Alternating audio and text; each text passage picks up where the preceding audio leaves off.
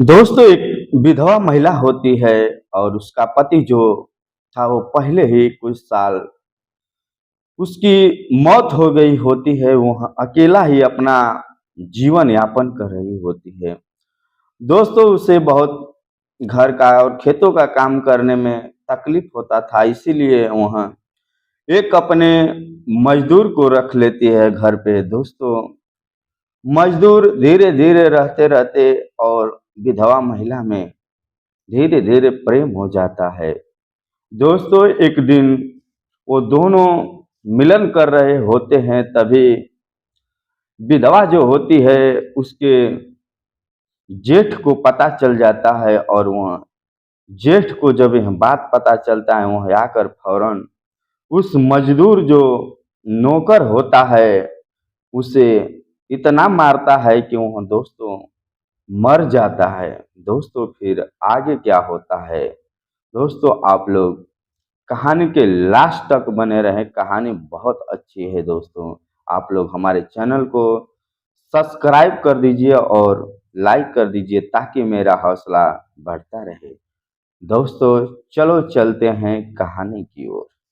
दोस्तों ये कहानी हरियाणा राज्य के एक जिले से ली गई है। दोस्तों उसी जिले में एक छोटा सा गांव लगता था और उसी गांव में एक विधवा औरत रहती थी, जो कि उसका पति जो था कुछ सालों पहले उसका निधन हो गया होता है। और वह विधवा औरत जो होती है उसका जीवन अब अकेला ही चल चल रहा होता है। और उसका जो खेत था 100 एकड़ खेत होता है, उसका धन दौलत की कोई कमी नहीं थी। दोस्तों जो उसका जेठ होता है उस विधवा औरत पर नजर गड़ा कर रखता था कि कभी तो एक बार मौका मिले।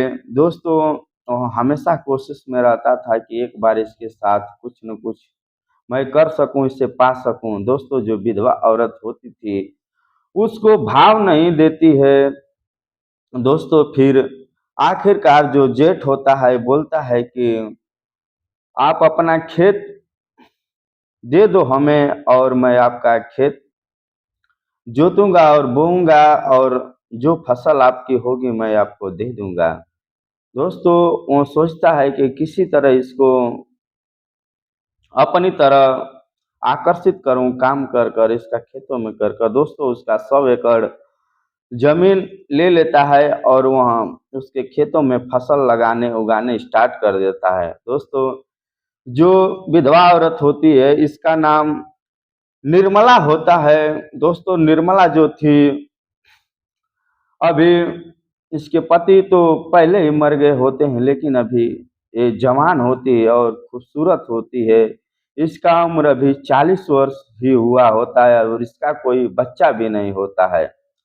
दोस्तों वो जिस उसका जो जेठ होता है इसका खेतों में फसल उगाने लगता है और फसल जो थी वो टाइम टाइम पर देने लगता है। और जो निर्मला होती है उसको जो खेतों में जो पैसा लगता था खाद का, जोताई का और बुआई का, ये भी दे दिया करती थी। दोस्तों फिर जेठ एक दिन बोलता है कि गलत काम करने के लिए ये हम जो विधवा औरत निर्मला होती है उसको डांट देती है कि मैं ऐसा नहीं कर सकती, क्या मैं ऐसी वैसी औरत तुमको समझ में आती हूँ। दोस्तों जेठ समझ जाता है कि ये मेरे साथ कुछ नहीं करने वाली है। दोस्तों फिर जो जेठ होता है उसको खेत को हड़पने पर लग जाता है। दोस्तों वहाँ खेती ही नहीं देना चाहता था इसको। दोस्तों जो निर्मला होती है वो गांव के लोगों से पंचायत जुटाती है और वहाँ के सरपंच जी आते हैं और फैसला होता है कि यह खेत जब निर्मला का है, इसका पति जब मर गया है, तो इस कैसे तुम ले सकते हो। जो उसका जेठ है उसको धमकाया जाता है और बोला जाता है कि आइंदा इसके खेत की तरफ तुम आंख मत दिखाना। दोस्तों फिर जो खेत होता है पंचायत के माध्यम से निर्मला को मिल जाता है। दोस्तों फिर निर्मला को खेती करने में बहुत परेशानी होती थी, इसीलिए अपने गांव के ही बगल में जाती है और पता करती है कि कोई काम करने वाला वैसा मिलेगा तो अपने घर पर ही रख लूंगी और उससे काम कराने लगूंगी। दोस्तों, खोजते खोजते एक रमेश नाम का लड़का मिलता है और वह काम के लिए राजी हो जाता है। दोस्तों, निर्मला बोलती है कि आप अगली सुबह हमारे घर पे आ जाना। दोस्तों, वह रमेश निर्मला के घर पर आ जाता है और निर्मला उसे काम सब समझा देती है कि ये घर का काम करना है और खेतों का काम करना है। दोस्तों, रमेश जो था वह निर्मला का काम करने लगता है और वह ईमानदार था और ईमानदारी से काम करता था। दोस्तों, जो रमेश था वह भी अभी 22 वर्ष के युवा अवस्था में होता है और उसका जो शरीर था और सुडौल दोनों एकदम अच्छा पर्सनालिटी का था। दोस्तों, निर्मला को उस गलत ख्याल और नहीं आता था क्योंकि वो भजन भाव किया करती थी। दोस्तों, एक दिन रमेश खेतों पर से काम कर कर आता है घर में और घर के अंदर आता है। निर्मला बोलती है आओ खाना खा लो। दोस्तों, वह पसीना से पूरा रमेश भीग रहा होता, उसका शरीर जो होता है वो भीग गया होता है। दोस्तों, वह जब निर्मला देखती है तो उसके अंदर कुछ न कुछ अब फीलिंग गलत उत्पन्न होने लगती है। दोस्तों, क्योंकि वो भी उसका पति भी 4-7 साल पहले ही मर गया होता है तो उसके भी अंदर कुछ न कुछ अब होने लगता है। दोस्तों, वहाँ गंजी निकालता निकालता है वह रमेश। दोस्तों, उसको देख कर यह जो निर्मला होती है आकर्षित होने लगती है। दोस्तों, फिर खाना वाना खिलाती है और वो रमेश सो जाता है। दोस्तों, जब वहाँ सो जाता है तो ये निर्मला जो थी रात हो गई होती है लेकिन इसको नींद कहाँ आ रही थी। यह तो हमेशा रमेश के बारे में रात भर सोचती है। दोस्तों, ये सोचते सोचते सुबह हो जाती है लेकिन इसको नींद नहीं आई। दोस्तों, फिर अगली सुबह जो रमेश था खेतों पर चला जाता है। दोस्तों, फिर जो शाम को लौटता है तो देखता है कि निर्मला अच्छी साड़ी पहरी हुई थी और हल्का सा साड़ी पहरी हुई थी। दोस्तों, रमेश भी देखता है तो देखकर चकित हो जाता है कि आखिर मालकिन को आज क्या हुआ है, ऐसा क्यों आज इतना अच्छी साड़ी पहनी। दोस्तों, वह अच्छा खाना भी बनाई हुई होती है रमेश के लिए और खाना खाता है और उसको जो दारू होता है वो दारू भी लेकर आई होती है और रमेश को देती है कि रमेश लो, बहुत थक गए हो और इसे पी लो। दोस्तों, रमेश बोलता है नहीं, मुझे कोई ज़रूरत नहीं है। दोस्तों, वह जबरी उसको गिलास में ढार कर पिलाने लगती है। दोस्तों, जब रमेश नशे में हो जाता है तो वह उसको भी अब कुछ समझ में नहीं आता है कि मैं क्या कर रहा हूँ। दोस्तों, निर्मला उसको खींचने लगती है और चूमने लगती है और उसको फिर अपने बेड पर लेकर जाती है। दोस्तों, वहाँ जो 7 सालों का उसको भूख होती है वह निर्मला रमेश से मिटाती है। दोस्तों, रमेश तो नशे में होता है, वह भी उसके साथ साथ देता है और निर्मला भी अब उसका साथ लेने लगती है। दोस्तों, उस रात मानो क्या क्या नहीं होता है और कैसे नहीं वो करती है। दोस्तों, फिर अगली सुबह होती है तो रमेश बोलता है कि मुझसे गलती हो गई, मैं नशा में था। निर्मला बोलती है कि नहीं, कोई गलती नहीं हो गई, चलो अब कोई बात नहीं। दोस्तों, वहाँ रमेश जो होता है वो और मन से काम करने लगता है और सुबह खेतों पर जाता है और शाम को जब लौटता है तो दोस्तों अब तो इन लोगों में पति और पत्नी की तरह अब काम स्टार्ट हो जाता है। दोस्तों, अब निर्मला भी खुश रहने लगती है और इसके चेहरे का रौनक अब बढ़ जाता है। दोस्तों, एक दिन रमेश जो होता है वो खेतों पे काम करने के लिए गया होता है।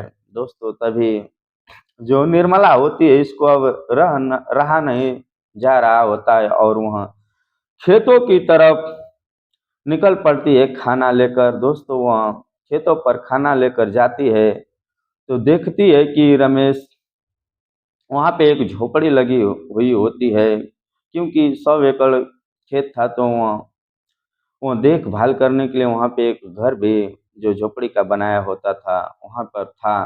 दोस्तों वहाँ रमेश को बुलाते हैं, क्या वो खाना खा लो। दोस्तों वहाँ रमेश उस झोपड़ी की तरफ आता है और जो निर्मला होती है खाना खोलती है और रमेश को खाना देती है और रमेश बेचारा खाना खाने लगता है और खाना खा लेता है। तो फिर निर्मला बोलती है कि चलो ना कुछ यहीं पे हो जाए। रमेश बोलता है नहीं, मजदूर काम कर रहे हैं बाहर और देखेंगे तो क्या समझेंगे। लेकिन दोस्तों निर्मला तो उसी के लिए गई होती है। दोस्तों वहाँ फिर निर्मला वहीं पे एक छोटा सा एक खटिया होता है और खटिया पर दोनों एक आपस में चिपक जाते हैं। दोस्तों वहाँ दोनों मिलन करने लगते हैं और खटिया से आवाज आने लगती है।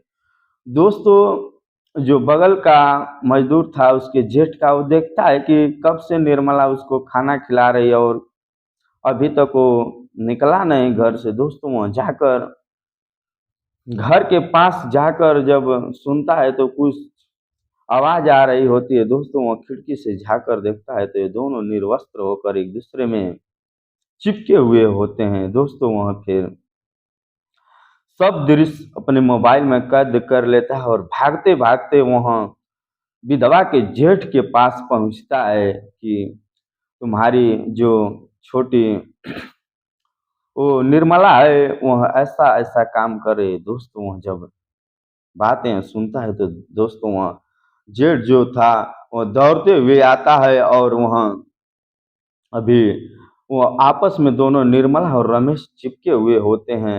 वह जो जेठ होता है वो दरवाजा खुलवाता है। दोस्तों वह डर दोनों जाते हैं। दोस्तों दरवाजा खुलते ही वो कुछ नहीं सुनता है, वो रमेश को मारने लगता है। दोस्तों रमेश को इतना मारता है कि मारते मारते उसको वहीं पे मौत हो जाती है। दोस्तों फिर गांव मोहल्ले के सब लोग इकट्ठा हो जाते हैं। दोस्तों उसी में से कोई पुलिस को सूचना दे देता है कि ऐसी ऐसी घटना हो गई है। दोस्तों तभी पुलिस अचानक वहाँ पे पहुँचती है और वहाँ सब जो काम होता है करती है। और दोस्तों फिर जो इसको जेठ को डांटती है कि तुम्हें जब ये सब पता था तो पुलिस में बताना चाहिए था, कानून को हाथ में लेने की क्या जरूरत थी। दोस्तों फिर जो उसका जेठ होता है उसको लेकर पुलिस चली जाती है। दोस्तों फिर जो विधवा महिला निर्मला होती है